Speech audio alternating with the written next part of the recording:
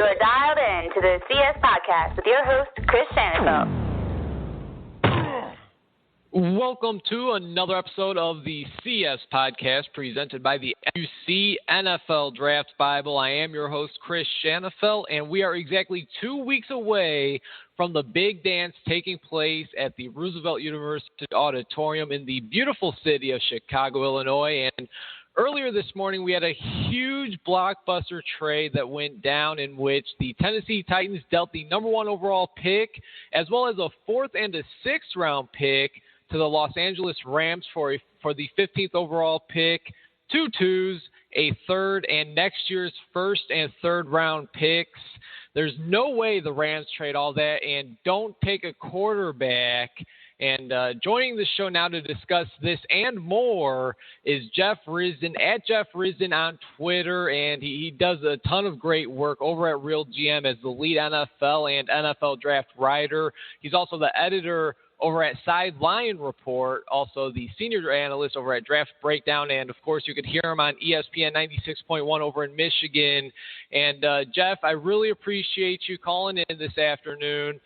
What are your thoughts on the big blockbuster trade that went down this morning that results in the Los Angeles Rams now being on the clock? Yeah, my pleasure to be with you, Chris. Thanks for having me on. It's a shocking trade to me. You expected a team like maybe Philadelphia to move up from 8 or something like that, but to go from 15 to 1, that's a really significant movement. And you see all the picks that they traded, 1st this year, next year, 2 seconds this year, a 3rd this year. I think they got back a 4th and a 6th, but that's fairly inconsequential in the grand scheme of things. Yeah, they're moving up for a purpose, and that purpose is to get a quarterback. They've been trying for years.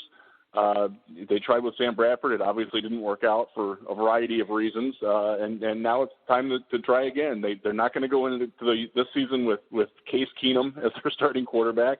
I don't think Nick Foles is long for their roster, so you have to appreciate them being bold.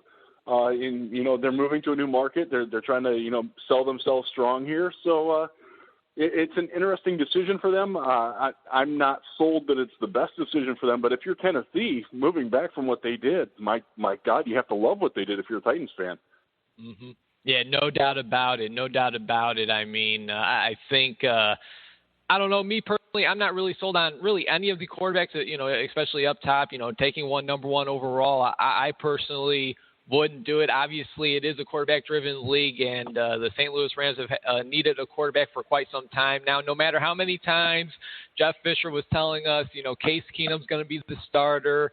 I don't know if really anybody bought that, but here they are making a huge trade for the number 1 overall pick, and really it seems like 1A and 1B when it comes down to it looks like Wentz are this year's top quarterbacks in this year's class. Really, it's 1A, 1B. It's, whoever you prefer. Some like Wentz, some like him as the top quarterback in this class. Then you have those that believe Goff is the best quarterback in this class. Either way, I mean, what do you think, Jeff? Are either of these quarterbacks worthy of being that number 1 overall pick?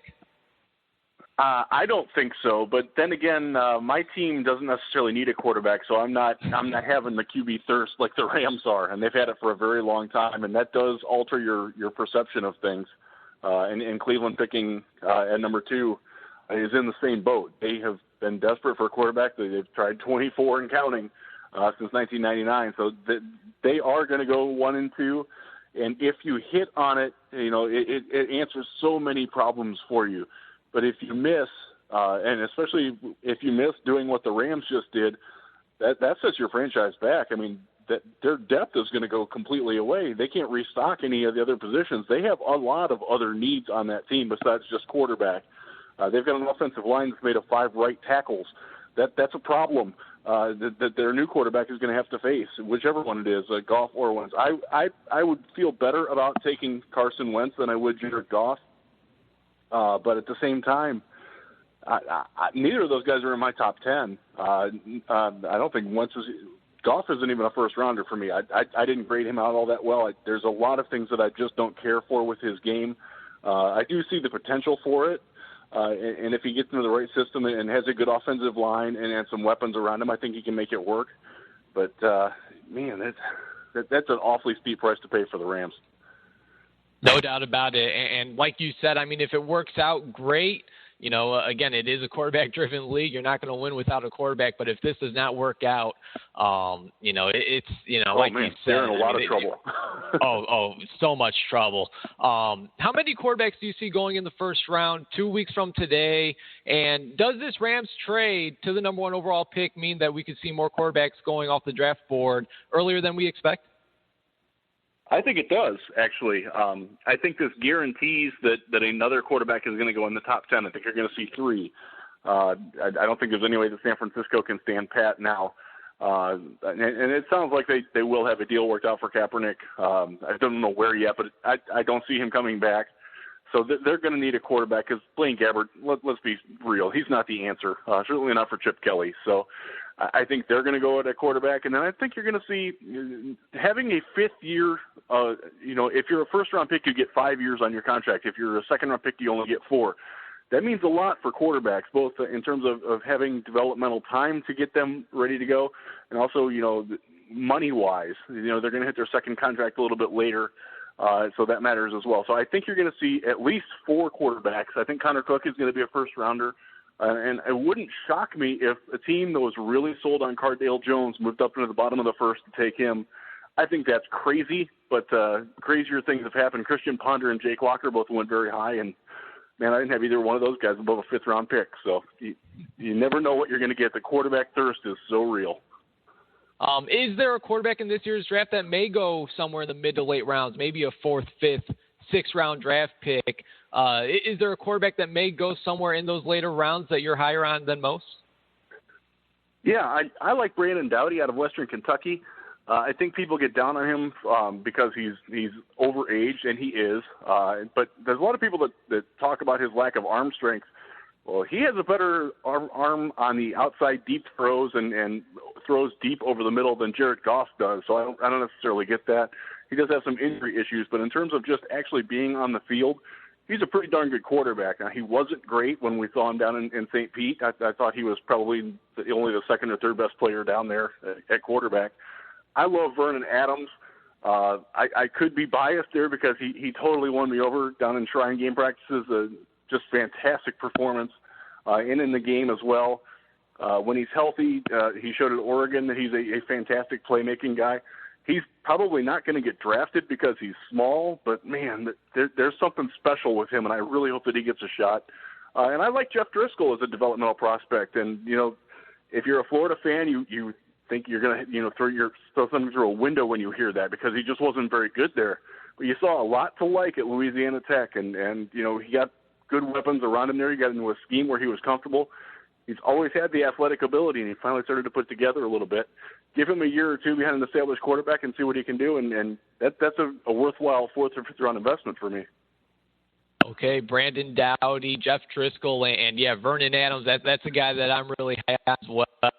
It was a blast watching him down there in St. Pete. Throughout the week of practices, looked great, and then really capitalized big time, throwing those 3 touchdowns in the actual game. Again, we're chatting with Jeff Risdon here on the CS podcast presented by the NUC NFL Draft Bible. Follow Jeff on Twitter at Jeff Risdon. He's absolutely one of the best draft follows out there. And, Jeff, you follow the Detroit Lions very closely. What direction do you see them going with the 16th overall pick? I mean, they could go on in Pro Day, and it seemed like their entire organization was out there checking out Ronnie Stanley, who also may be a top 10 pick. He may not be there at number 16 overall, but we'll see how that goes. There's also, receiver. There's no more Megatron. I know they added Marvin Jones in the offseason, and, of course, still looks like there's a hole there at defensive tackle. What direction do you see the Lions going in this year's first round? Yeah, I think they're either going offensive line or defensive line. I don't think they're going to take a wide receiver there. I just don't think that they see that as a pressing need. They also signed Jeremy Curley, who they're quite bullish on. And you have to remember, this is a team that threw 155 passes to running backs last year. They have Eric Ebron as a tight end / receiver who can do a lot of things. So I don't necessarily think they're all that hard up for a receiver. I do think they're going to take one, but just not in the first round. Offensive line, Ronnie Stanley, you mentioned him. He certainly is in play. I think Taylor Decker from Ohio State is in play. Jack Conklin to a little bit of a lesser extent. And I'm not sold that he's going to be there. I think he might go before 16. So that's your offensive line, guys. Defensive line, I know they like Shaq Lawson out of Clemson as an edge rusher, somebody who can come in and rotate in as a pass rushing force. They have Ziggy Ansah and Devin Taylor at defensive end. They're both kind of the same, power guys. Now Ziggy has a lot of speed too, but if they could get a more speedy, lithe guy like Shaq Lawson, I think they would love to add that to the mix. Defensive tackles, they have starters. Their top three from last year are all back. They're all also up from contract at the end of this year, so they certainly need to build something for the future there. So, there's talk of Robert and Nkemdiche. I don't see that happening at all, not with the new regime and not with Jim Caldwell as their coach. You're looking at Jaron Reed out of Alabama, makes a lot of sense. I'm a big Andrew Billings fan. I'd like to see him out of Baylor. And he's a possibility there. I kind of think that he doesn't necessarily fit their athletic profile, though. So, yeah, you're looking at one of the linemen there. I'd be very surprised if they didn't take an offensive or defensive lineman there. Okay, and obviously we're still suffering from the Matt Millen era. Just give me your thoughts on Bob Quinn. I mean, are you confident that he'll turn the You know what? So far, so good. I can't complain about what he's done so far. He's built the depth up. He's done everything that he said he was going to do, and I think that's something that's important because we haven't had that in Detroit in a while. He comes from the Patriot way. They have changed their scouting methods. They have changed. I know this firsthand. I used to be able to go up and talk to scouts and assistant coaches at Shrine Game and Senior Bowl practices and get information from them. That pipeline's shut off, so they are definitely changing things, and I think that's probably a good thing. I'm not necessarily sold that they kept – I wasn't big on Jim Caldwell being back as coach. I understand why they did it, but, I'm pretty confident that they're going to get it turned around, and this roster is decent. If they got a couple of breaks last year, they probably could have squeaked into the playoffs. They obviously didn't. They choked in a lot of key critical situations. But the team that finished last year going forward is a very good team. And I think that primarily other than losing Calvin Johnson, that core team is back. And I think the arrow could be pointing way up if they get a good draft, get guys that click right away. But at the same time, they're also in a precarious position where, if they waver just a little bit, if they come out of the gate 2 and 3, I could see them having a really long year. But long term, I'm very happy with Quinn so far. It's definitely going to be interesting to see things shake out in the NFC North this coming season. Of course, we got the schedule coming out, the regular season schedule coming out later on this evening. Staying in the Michigan area, Jeff, you've gotten a live look at a couple small school studs that are in this year's draft, in the edge rusher out of Grand Valley State, and then the two at Ferris State, defensive tackle Justin Zimmer and quarterback, tight end, halfback, whatever you want to call it, Jason Vanderlaan, a heck of an athlete. We'll start off with Matt Judon. Of course, he's sacks and tackles for loss. What grade do you have on Matt Judon, and what do you think his potential is at the next level? Obviously, Division II to the NFL, it's a huge jump. What kind of player do you think he could become at the pro level? Yeah, he's a very interesting talent because he's a lightly recruited guy out of Detroit. Wound up at Grand Valley. And for folks who don't know, Grand Valley and Ferris State are both outstanding football programs. There's a lot of Grand Valley alums in the NFL. Dan Scuda, Brandon Carr, a few other guys have made it as well. So this is not some fly-by-night program. This is where Brian Kelly was at before he was at Notre Dame, with a brief foray in there, too, at Central Michigan. But this is a great program. Their facilities are better than every MAC school. And I've been in most MAC schools. Grand Valley blows them away. So this is a legit program. This is not, some up-and-comer that, you need to worry about. He'll be able to handle it. He's not the most bendy athlete off the edge, and I think he's going to have to learn how to do that, learn to coordinate his hands with his feet a little bit better. But there's a whole lot of speed and power there, potential. I think he's going to go in probably the late third to mid-fourth round, somewhere in there. And I think most NFL teams see him as a 3-4 outside linebacker or rush backer. And he's probably not going to do a lot as a rookie just because he has some technique issues. One of the big things when you're coming from the D2 level, you can get by on being just a superior athlete. You don't necessarily have to be a great football player. And I think he's a good football player, but he's not a great football player yet. Whether that happens or not, it depends on whether he's going to be a guy who's, your third defensive end or outside linebacker, or a guy who's a good starter that can get you 6 to 8 sacks a year. I don't think he's a primary pass rush guy, but I think he can be your secondary pass rush guy. Optimally, his ceiling is probably Ryan Kerrigan. I like that. I like that comparison quite a bit, actually. And, you turn on the tape of Matt Judon, and obviously he really does stand out, and it's really just a ton of fun just watching that tape, right? Just watching him completely dominate. He plays angry, too. He's the guy that wants to rip your head off. James Harrison would approve of his style of play. I got to think it was a ton of fun to be able to watch that type of talent live and in person, especially against a team, like you said, another top Division II team in Ferris State. They certainly do have two NFL prospects at least on their team. Obviously, it's on the defensive side of the ball. Justin Zimmer, that name is really becoming a hot commodity as of late after he put up some mind-numbing numbers at the Houston Regional Combine, at the University of Michigan Pro Day. That includes 44 reps on the bench. Again, both him and Judon, just guys that really stand out on tape, and obviously Zimmer was able to do a ton in the pre-draft process with the Combine and the Pro Day. Give us your take on Zimmer, and does he stay on the defensive line of the ball, or does he make the switch to the offensive line? He's a defensive tackle. There's no doubt about it. He tested off the charts, like you said. I actually talked to him yesterday for a radio interview. He's got a really good head on his shoulders. He's very aware of what he needs to do with his game, and his, he has all the physical ability to be a very disruptive force as a 3 technique on the defensive line for a 4-3 team. He just has to hone, sort of like Judon, hone the technical part of it. His punch needs to get a little bit better. His hand placement could be a little bit better and quicker. But those are things that can be worked on. But he's a third-round pick to me. Now, he's not going to go that high, although the way that Seattle and some other teams are leaning on the spark and the athletic metrics things, it wouldn't surprise me if he went in like the 4th or 5th round. But just because he's really came out of nowhere. I mean, Judon had turned in a couple of pretty impressive years before it. Zimmer was one of those guys where it was like, okay, we're going to send scouts there, and if we see something great, but if we're not going to expect it. And he really turned it up this year. Got heavier, got stronger. Obviously with the 44 bench reps. So he's a guy that I think he has a very bright NFL future.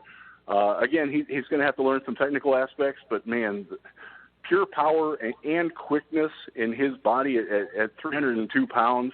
There's a whole lot to work with there. I'm really impressed with what it was. And I went to the Grand Valley Ferris State game, the first game they played. And I went there to watch the quarterback that we're going to talk about next, Jason Vanderlaan. And Zimmer just absolutely jumped off the field for how well he was beating up a Grand Valley State offensive line that has 3 guys on it that were recruited by Division I schools in the state. They chose to go there because they could play a little bit earlier, but they're not lacking talent. So he has played at a very high level, at the highest level of Division II. And I think that could be a name that we see, day 3. A lot of people will be like, wait, who's that? Justin Zimmer. Kind of like last year with Rodney Gunter out of Delaware State for the Arizona Cardinals. A lot of people had no idea who he was. I think Justin Zimmer could be one of those guys this year who, maybe a day 3 pick. But yeah, really a heck of an athlete and really does stand out on film. Certainly, at least, Jeff, you already mentioned his name, Jason Vanderlaan, the quarterback out of Ferris State. I was able to see him at the Northwestern Pro Day, and at the end of the day, he threw a few passes, but most of the time he was working out with the tight ends and going through those drills. Really a fantastic athlete, and he really did show that throughout his time at Ferris State. 2-time Harlan Hill Trophy Award winner. Do you think that he could be a development quarterback in the NFL, or would a move to halfback or tight end be better for him in the long run? I think he needs to move to tight end. I saw him play 3 times live over 2 years. He's a fantastic – he's 6'5", 250 legitimately, and has frame to actually get bigger. He was a read option quarterback. They ran basically the Oregon offense at Ferris State. They snapped the ball several times this year where only 1 second went off the play clock. So they were a go-go team. So that speaks to his conditioning and his ability to see and read things right away. So I wouldn't hate it if a team tried him at quarterback, but his potential is better as a fullback or an H-back or even an inline tight end if you can teach him to block, because he certainly has the size and the strength for it. He's a great athlete. He's an interesting cat if you ever get the chance to talk to him. He's a good dude. I don't think he's going to get drafted, but at his size, with his background, and just he's a football player. He's a player's player. When you walk in, like when you go to the gym, you can see the guys who are there who are like, that guy can ball.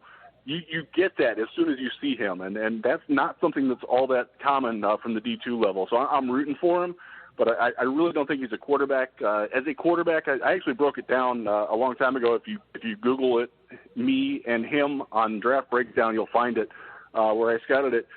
He doesn't necessarily make a lot of NFL throws and make some questionable decisions, actually quite a few.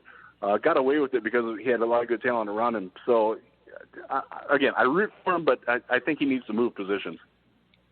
Okay, and yeah, he actually had a pretty solid day there at the Northwestern Pro Day, working out with the tight ends.